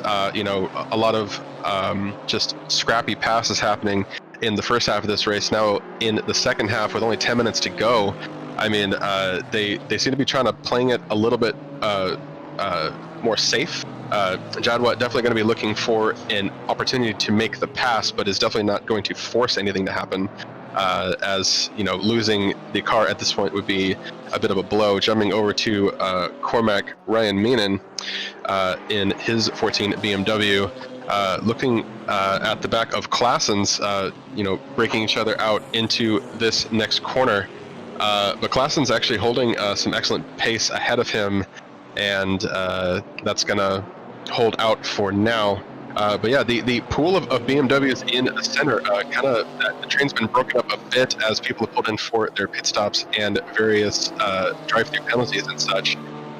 So it is interesting to see how that is shaking out with a few Bilartain and Martin Lawrence down with their two Chevys in the top of the 20s.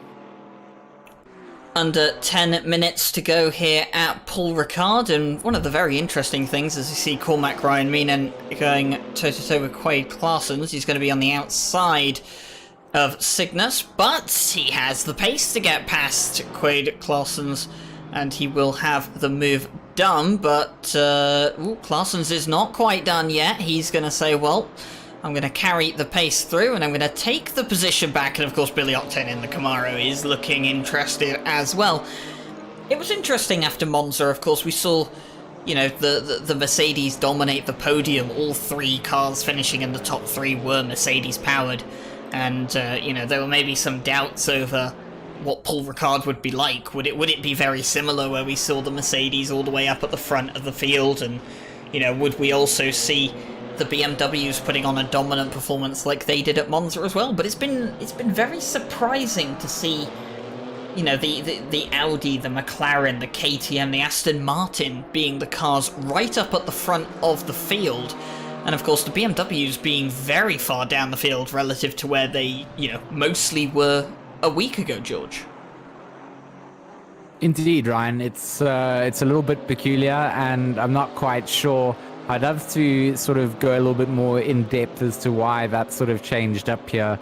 knowing the way that Paul Ricard is laid out, I wouldn't lay it down to being a particularly slow, agile handling part of the circuits. I mean, there are certainly parts of it that are handling related, but I don't believe that they are, to the disadvantage really of the BMW at a glance. So most certainly our pro division here, the most accomplished in providing feedback for where things stand relatively. So I will almost certainly want to look into those things as we still watch Stevenson and Dedicek fighting it out with Jadwat trying to see if he can get his way through. I mean, Jadwat now into the top 10 after a couple of pit stops have taken place. Jardy and Sundstrom in 4th and 5th respectively are in the pits serving their mandatory stops now. So it will be interesting to see where these guys come out. But a lot of pressure being felt by Stevenson here in that number 108. Indeed, Jadwat putting all the pressure on in the Mercedes, trying to force the error out. And unfortunately, it's not boding too well. Stevenson remaining cool, calm, and collected as Guglia in the background there. That nice Dayglow themed BMW is also in for position. He holds down 11th place, so he'd love to take 10th off of Bashir here. Bashir would like to take 9th off of Stevenson, and Stevenson, if he can, wants to take 8th off of Dedicek. So 6 minutes remain in the race. It will all come down to who has those track limits remaining, who will be allowed to come out victorious. And of course, definitely not a time that you want to pick up any of that. So these guys probably going to be erring on the edge of caution while still trying to push it to the limits. Of course, we got to factor in the fact that perhaps some of these guys have not calculated their fuel entirely correctly either, so they might be short shifting or trying to lift where they can, stay in the slip to maximize the drag and not use as much fuel as well. But Googly in that 18 is really getting onto the back end of Jadwad's Mercedes now, and 5 minutes to go. Things really, really heating up. Can't wait to see how this finishes. Sorry, Nick, I was just going to say things going bad to worse for the likes of Bashir, Jason Webb, getting the South Africans mixed up. The number 45, a 5-second penalty for a push-to-pass move on the number 18 earlier in the race. The number 18 was the BMW of Googlia, who's just got past Bashir Jadwat, going through Cygnus. And the number 32 has also received a 5-second penalty for contact with car 21. So penalties being handed out. No drive-throughs being handed out today so far, so only 5-second penalties. The stewards have been looking at all the incidents today, and none of them have been significant enough to award anyone the dreaded run through pit lane. The only people that have been running through pit lane more than once are those who have been exceeding track limits a bit too much, Nick. Yeah, absolutely. And those little time penalties, they definitely still do their damage. I mean, we see Van der Velde, our winner from last week, down in 13th position and sitting with a 5-second penalty. That is a huge blow to him. Obviously, Jason Webb down in 22nd, and now he has a 5-second penalty after suffering a few mishaps in this race so far. So definitely not a great race for them, but it's going to be a huge shakeup on the championship point screen, and we will see that next week when we go into round 3. Currently riding on board with Alexander Guglia in the number 18 BMW, looking for a little bit of opening ahead of him from Stevenson.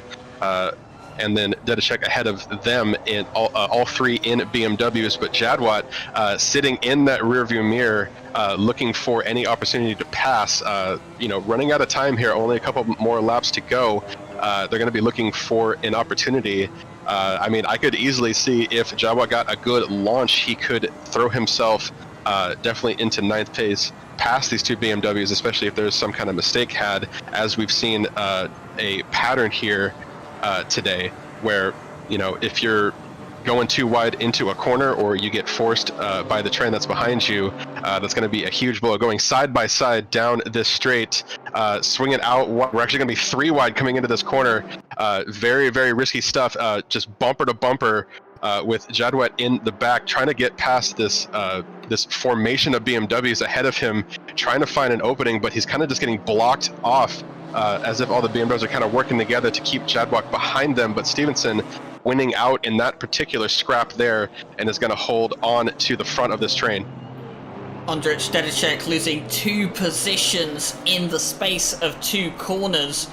And of course, that is not going to end very well for him. He drops down to 10th place now. And of course, like you said, Nick, he's got Bashir Jadwet behind him, who is looking to put himself into the top 10. But he just seems to be struggling against the likes of these BMWs.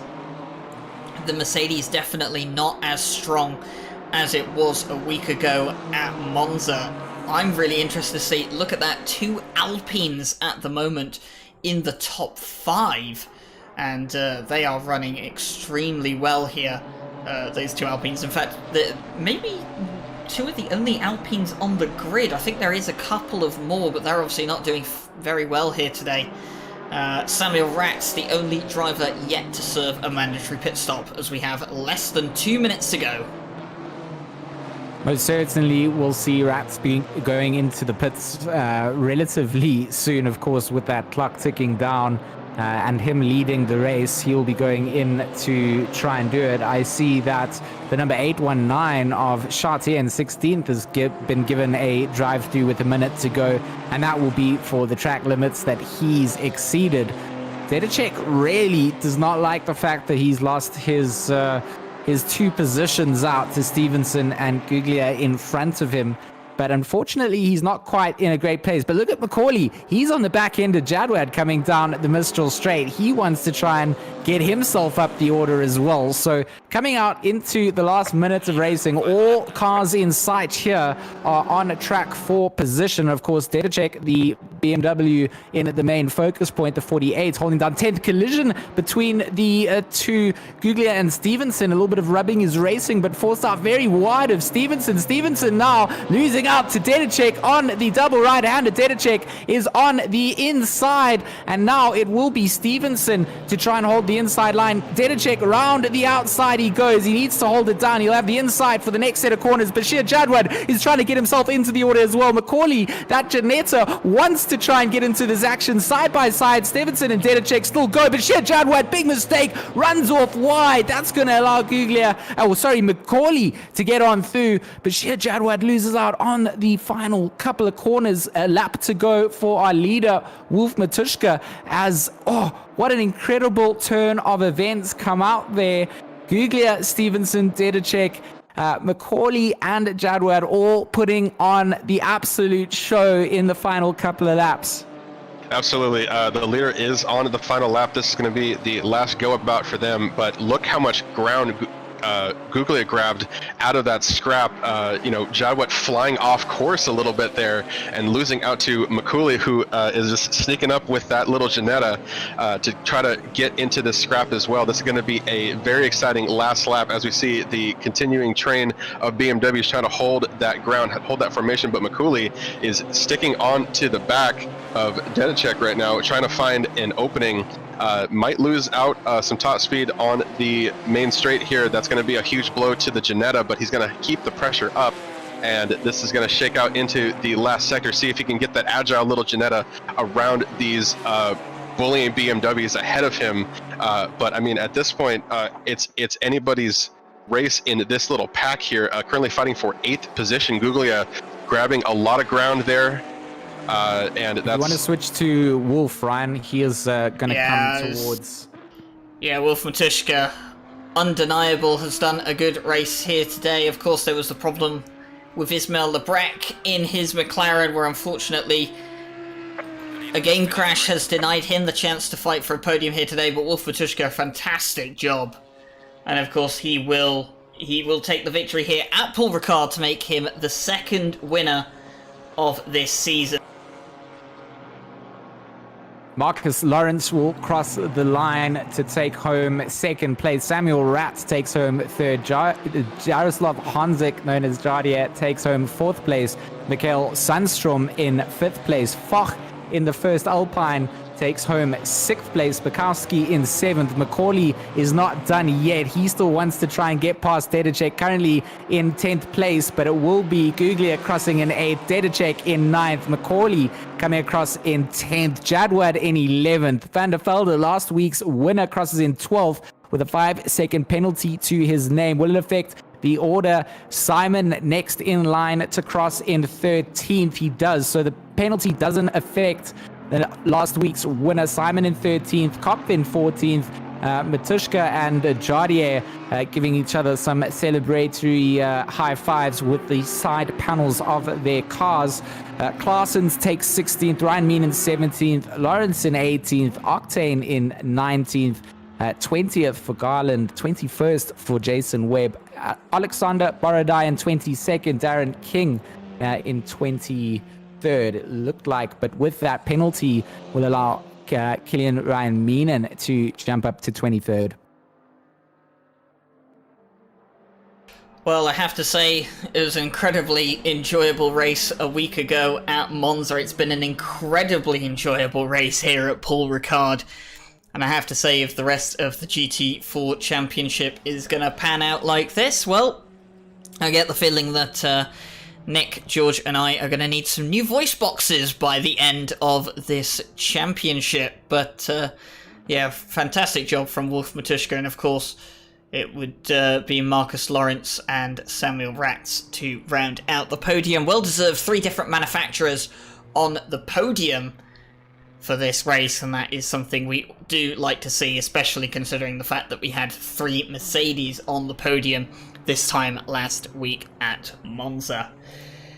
So it is going to be an incredibly exciting week here at RCI. We have on Thursday the start of the RCI Multi-Class GT Series. GT3 cars and GT4s all taking to the track. We'll be streaming the Pro Split at Misano for the very first race. That's going to be a 75-minute race. 7:30 p.m. BST is when the stream will go live. On Friday, we have the Intercontinental Sprint Championship Pro right here at RCI TV on YouTube. The AMs are going to be on RCI_racing on Twitch. I'll be joined by Jesse Lee and Random Call Sign for that one. And, of course, I think it's going to be George Smith. You're going to be joining... Who are you going to be joining, actually, for the AM? I can't quite remember who covers that. I think I've got Josh joining me for Friday, as well as Thomas, I believe. So I commentated with Josh for the first time last night, and I believe he signed up for Friday to join Thomas and I. So, yeah, that will be our division over on Twitch.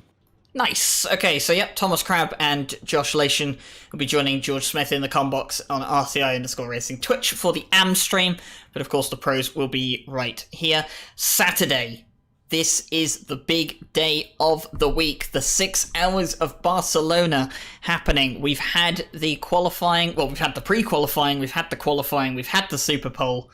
It is now time for the race. That will be kicking off, or the stream will be kicking off around 4 p.m. BST, August 1st on Saturday. Do not miss it. It's going to be absolutely fantastic. We have a spotter guide and a fully fledged race program coming out for the event within the next few days, so do not miss it. There's going to be a giveaway as well, thanks to our partnership with Race Department and our new sponsor, who you can tell them who it is, Ryan. We can tell them. Okay, so you can. Okay, so we are partnered with AK Informatica now. You may have heard them from the SRO Esports series that they helped run alongside Race Department. So they will be officially a partnered sponsor for us coming into the 6 hour, and of course they have given us some really exciting prizes to give away, and there'll be prizes for competitors and viewers alike. And of course, those will be shown off on stream. Nick Setnick, Mike Jones, and Jesse Lee will cover the first 3 hours, and then I will be covering the second half of the race alongside George Smith and a guest commentator who cannot be named at this moment in time. But of course, more information will be out on that as we get further into the week. So, with all of that out of the way, thank you very much to Nick Setnick and George Smith for joining me here in the box. Thank you very much to everyone here for tuning in tonight. Your support is so greatly appreciated. Do subscribe and hit the like button if you feel that we have put on a good show, or if the drivers have put on a good show here tonight. And of course, show your support for them as well, because without them, all of this would not be possible. That's going to be it from us for tonight. I will see you back here on Thursday for the Multiclass GT Series Round 1 at Misano. But apart from that, enjoy the rest of your evening.